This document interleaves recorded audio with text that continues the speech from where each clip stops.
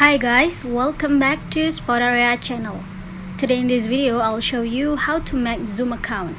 But as always, before you continue this video, I hope you like, comment and subscribe to support this channel, and don't forget to hit the notifications bell.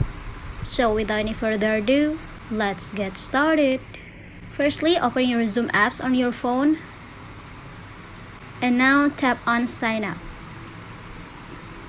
After that, for verification, confirm your birth date. Next, tap on confirm button. And here, just tap your email. And next, your first and your last name. If you're done, tap on the sign up here. And you will receive an email from Zoom. Just tap on it. After that, tap on activate account button here.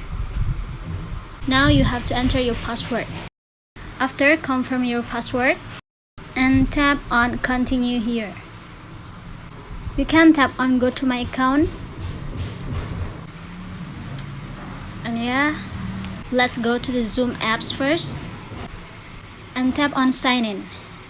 Just type your email address and your password.